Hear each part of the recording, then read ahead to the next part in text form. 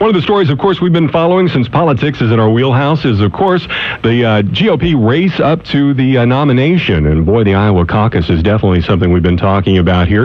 Joining us to talk more about the numbers and exactly who may be leading and who may need to be or will be dropping out is rock star pollster Scott Rasmussen. Good morning and Happy New Year, Scott. Good morning. Happy New Year to you as well. Lots of interesting things happening, and I can't believe Iowa is upon us. I really can't either. It's just around the corner, and gosh, 2012 just days away. As we look at this, every single day I see news reports, and you quoted in specific about who's actually ahead. I hear Gingrich one day, I hear Ron Paul one day. Who's on top and who's on the bottom? The reason you hear that volatility is because 5 consecutive polls that we conducted showed 5 different front runners in Iowa. Right now, and actually now for 2 polls in a row, Mitt Romney is on top, narrowly over Ron Paul, with Newt Gingrich in third. When you take a longer look at what's happening, Romney and Paul have been pretty consistent in their levels of support, and I would expect them to be 1 and 2 more than likely in terms of the finish in Iowa. The question is, where will those other candidates end up? In fact, that was the question I had for you. Where do they end up, Scott, when you look at the future for them? Do you have any polling data on who people expect to get out first? We don't have polling data on that, but I think the general expectation is that if you don't finish in the top 3 or 4 in Iowa, you are finished. And there's 4 people competing for the final 2 tickets out of Iowa. It's Newt Gingrich, Rick Perry, Rick Santorum, and Michelle Bachmann.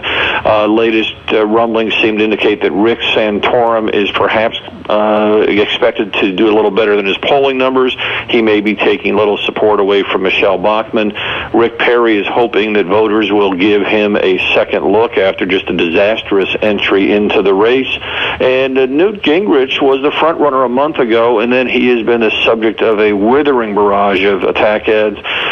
His numbers have fallen. He's hoping they've stabilized rather than continuing to fall. Now, Texas Congressman Ron Paul, we've had him on many times, a friend of the station. He always comes out really well in straw polls, usually does pretty well in caucus, but you got to wonder what his future is. I know you talked about Rick Perry, but the other hometown boy, how's he going to fare, you think, with folks in the caucus? Well, in the caucus in Iowa, I would expect that Ron Paul will finish either first or second. He's got passionate supporters. He has probably the strongest core level of support. He's weak in that hardly anybody has him as their second choice. And what's become more interesting, especially as these attacks have been and people have been hearing some of the things he wrote about long ago, the number of people who see him as the weakest candidate against Barack Obama has been growing.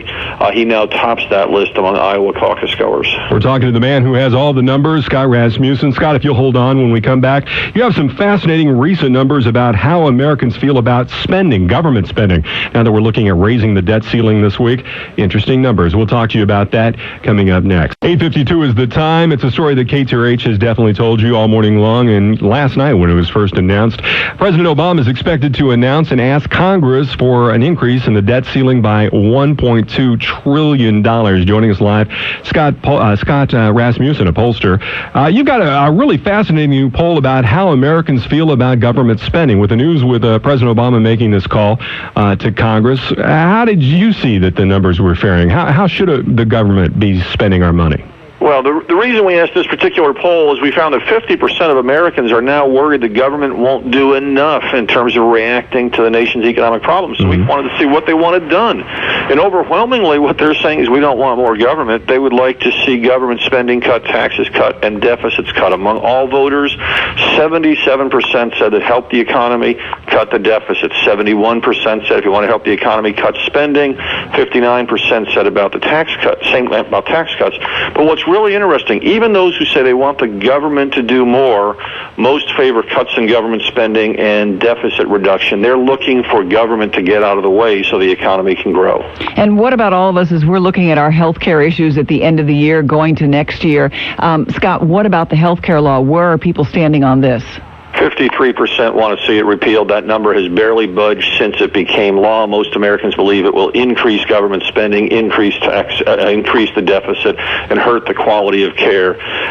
I've got a book coming out next month called The People's Money. It's about how the American people would balance the federal budget, and these issues that are being ignored by people in Washington are really fueling a lot of skepticism and angst out around the nation. Well, Scott, I don't know if it's your opinion, but as I watch the debates and I watch the candidates out stumping on the trail, I get a sense that they're really not in line with currently what's going on in Congress and the Senate. When I hear them talk, although there's a real debate about health care reform right now, are you seeing the candidates going along or with the voters, at least the perception that you're seeing from the pollsters? Are you seeing them looking? I mean, they always like to say, I don't look at polls, I don't look at numbers, but it sure looks like that they're pretty close to what you're seeing in how they're approaching this campaign. Are you seeing that as well?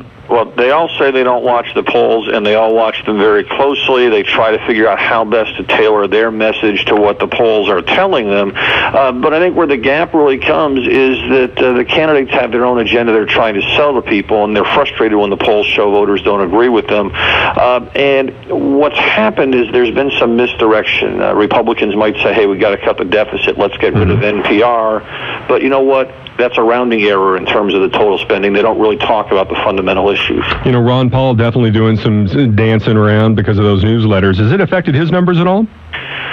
We're going to be polling in Iowa tonight, so we'll see if it had an impact there. It appears to have some impact in terms of the growing belief that he will be a weak general election candidate. Scott, any surprise that so many caucus goers are undecided this few days coming up to the caucus? Not at all. Voters have this quaint notion that the election is going to be held in 2012, not 2011. And in Iowa, they expect to hear lots of candidates, lots of messages. And they are trying to make a final decision. It's not that they're trying to decide between all seven, but somebody might be deciding between, say, Newt Gingrich, who I like a little more, and Mitt Romney, who's a little more electable, or Michelle Bachmann and Rick Santorum, both who have similar values, but one might be better than the other. Always interesting. Thank you for joining us. There's a reason we call you a rock star. Pollster Scott Rasmussen, thank you for your numbers, and we look forward to your book coming out this year.